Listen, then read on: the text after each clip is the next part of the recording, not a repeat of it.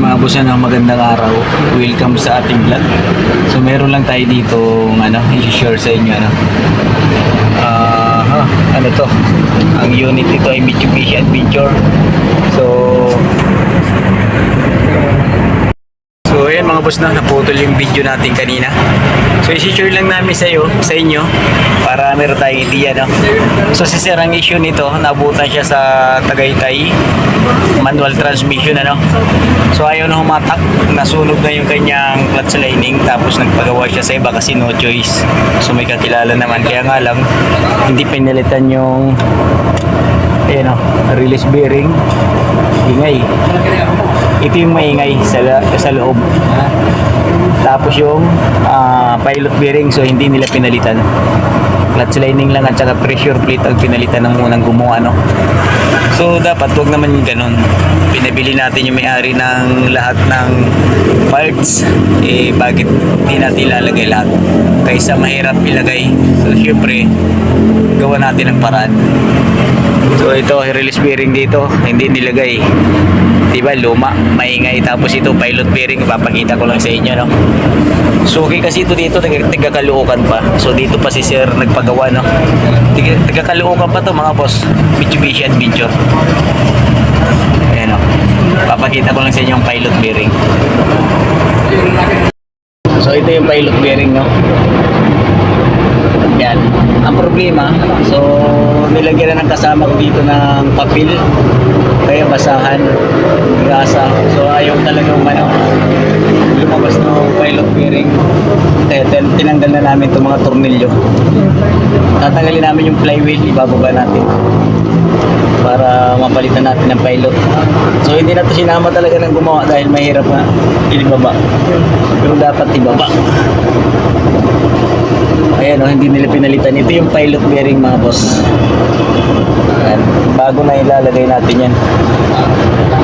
Grabe, hindi pinalitan ng gumawa ng mekaniko. Yung release bearing, ang ingay. Hindi rin pinalitan. Ano ba naman yan? Bakit ganun? Hindi nyo pinapalitan mga boss.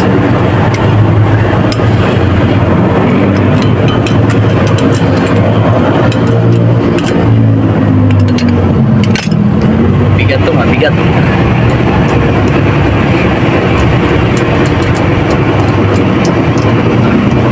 Eto, pagka hindi mo inaapakan ang clutch, maingay, pero pag ginapakan mo nawawala. Baliktad, dapat pag ginapakan maingay siya, baliktad naman pag ginapakan mo walang ingay.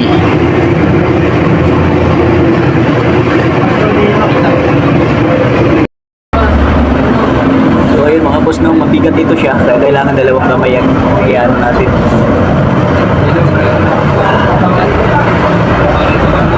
para maibaba natin, diba?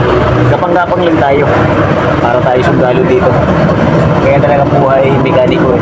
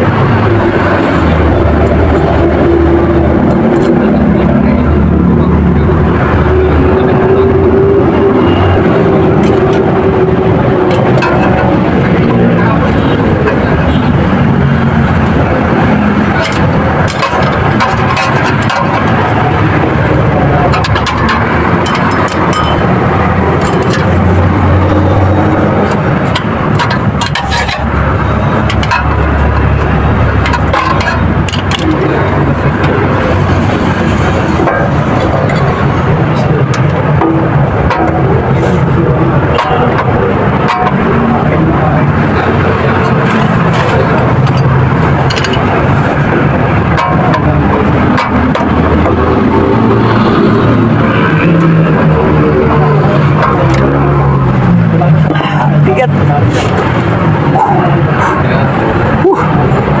Ganito kabigat ang flywheel. Ayan, maganda pa naman yung lapat ng clutch lining eh. Di ba? Anuhan lang natin to, pupunasan. Grabe yung basahan, oh, grabe yung hindi talaga kinaya.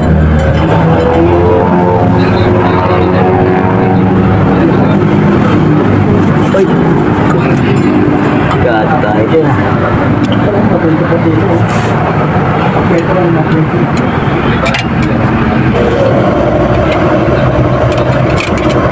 Sana tayo na baba nito kung bumigay ka agad-agad eh.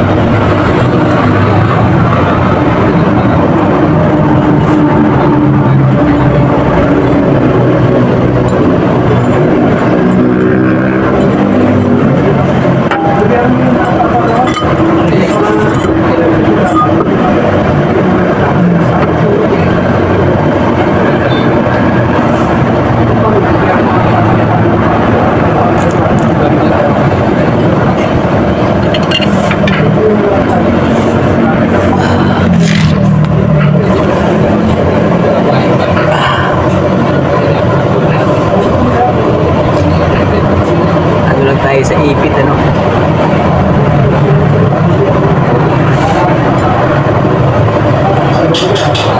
Gado tayo sa ipit.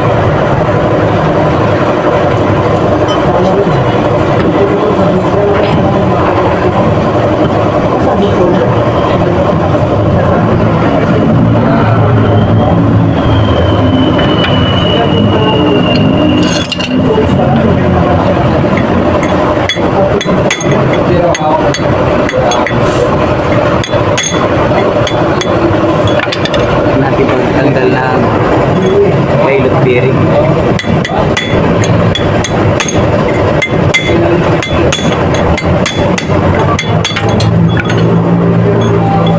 So ito yung pilot bearing, hindi pinalitan, stock up. Tapos ito yung ipapalit natin, puyo. Ayan, dapat magandang ikot. Ito halos din mo na mapaikot to.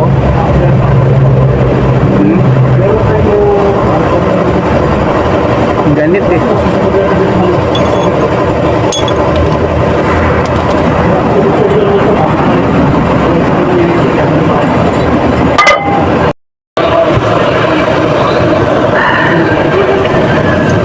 Sundalo man. Sundalo.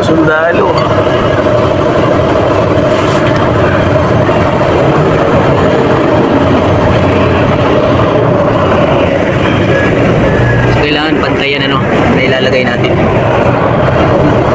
Wala kasi tayong taga-camera mga idol eh.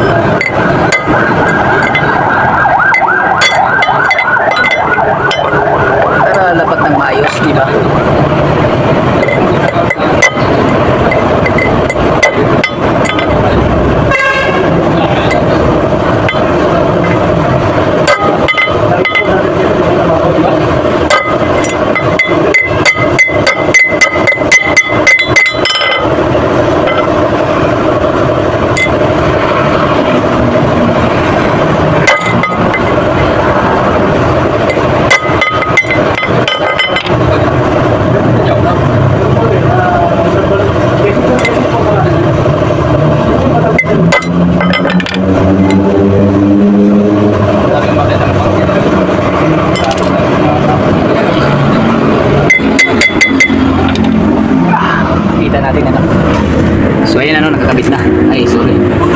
galaw yung ating camera. So ganyan, paglagay niyan, pantayan lang siya dito sa harapan, ano. Doon sa loob, mayroong ano yung pagitan sa ano niya. So okay, kakabit na natin. Kakabit na natin mga kaibigan.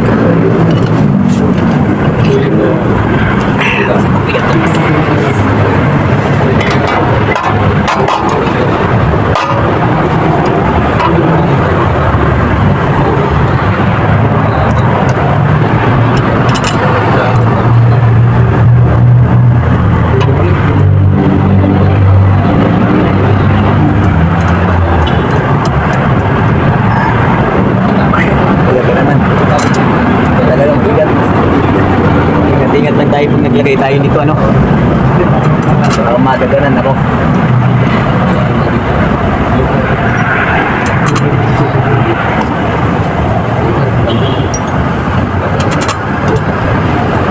Natin impact wrench.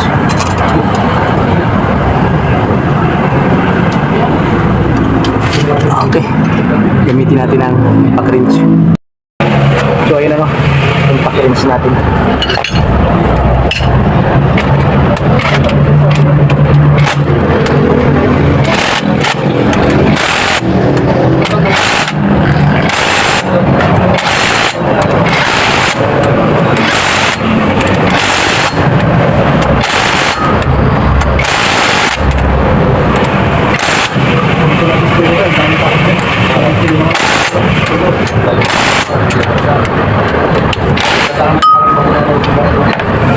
Ayos.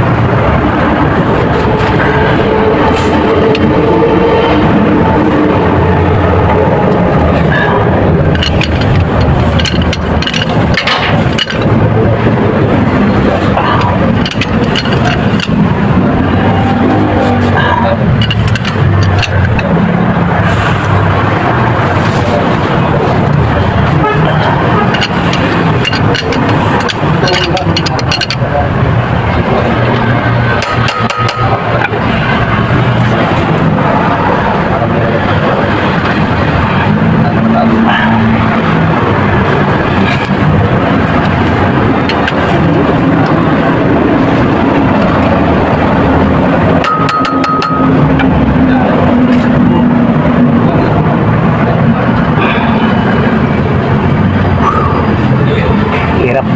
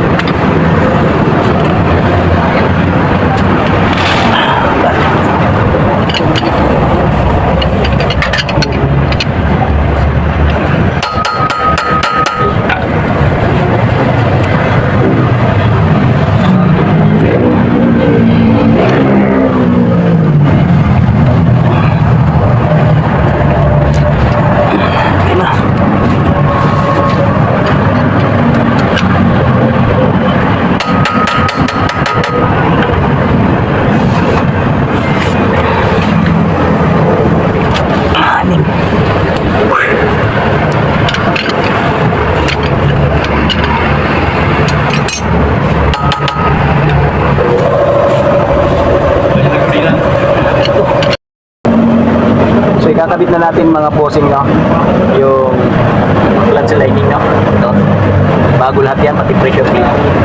So ang ikakabit natin na brand ay Aisin, no? Ayan o. Aisin plant. XCD ang nilagay dito. So, mga 2 buwan pa lang, umingay na siya. Kaya nagpa siya tayo. Buo na yung ating ilalagay. Kaya assembly na siya lahat. Release bearing, pilot bearing, clutch lining, at saka pressure feed. So, yun yung lahat, no?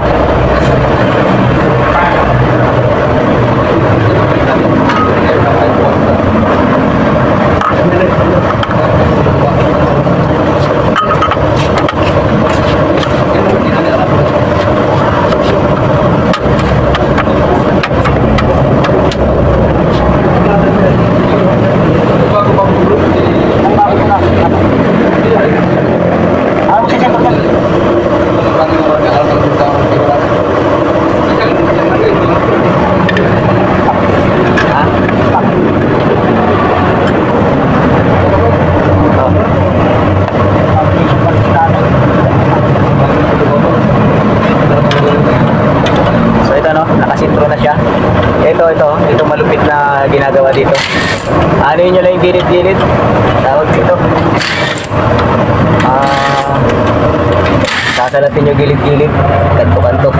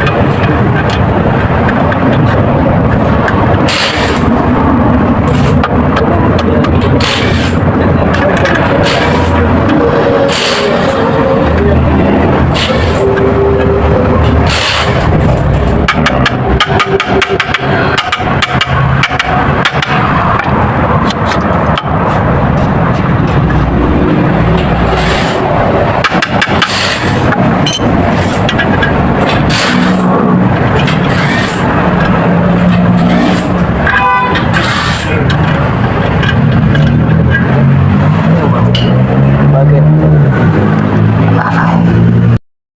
Ay, ang pasok ha.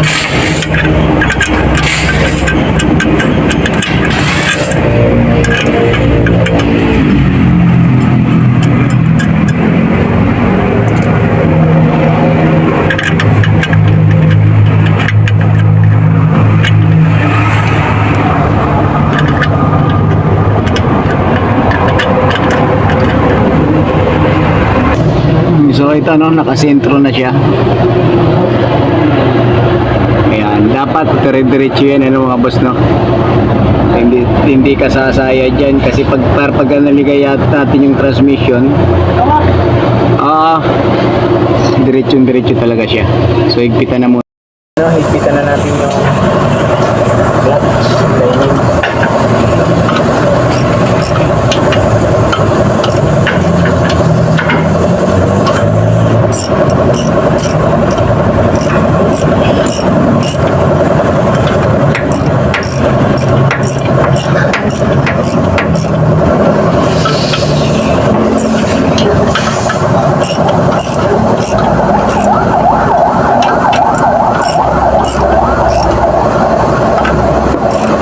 Pag-higpit dito kabilaan ano para yung hatak niya.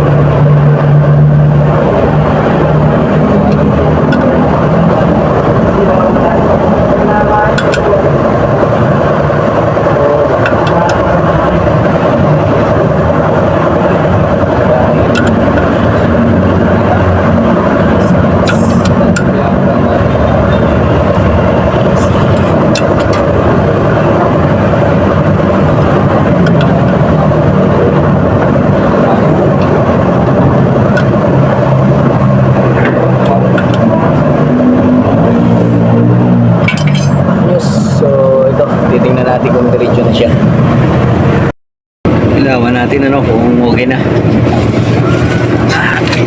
Upo tayo ng konti. Kakangalay. Yun. Diretso naman mga boss, no? Yan, nakikita nyo. So, kailangan talagang hindi tayo sasala dyan sa diretsong yan. Para sigurado naman, di ba? So, yun.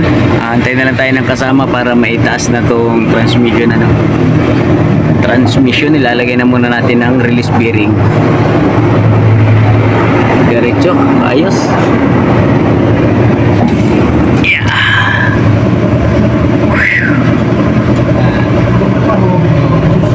So ito yung release bearing na ilalagay natin. Bago.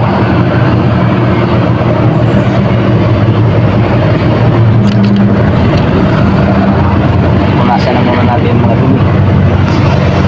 Yung sira eh.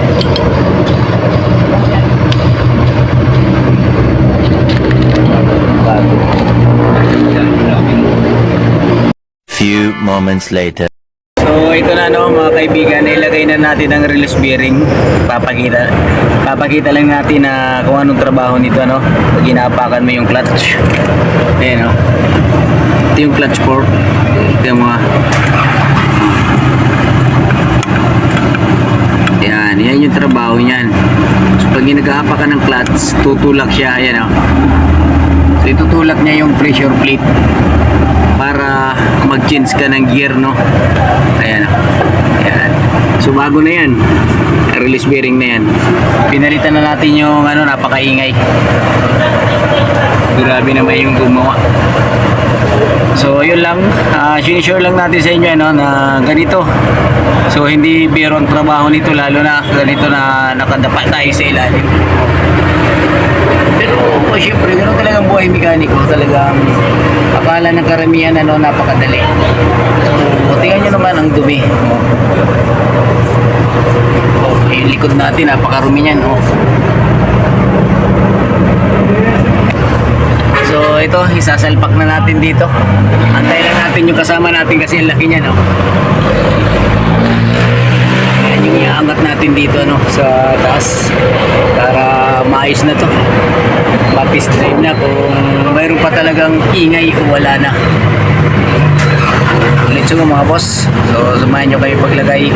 So hindi na natin yung mga camera, no, kasi mahirap, mabigat. So mamaya pag may sampa na, papakita ko sa inyo. Ayan, no. Ayan, dyan natin yan nilalagay. So maigpit na lahat yan. Kasama na lang natin yung hinihintay natin. Ayos na to. Giginhawa na ang buhay. Marami ng gasto sa may-ari. Double ano na to eh, double dip.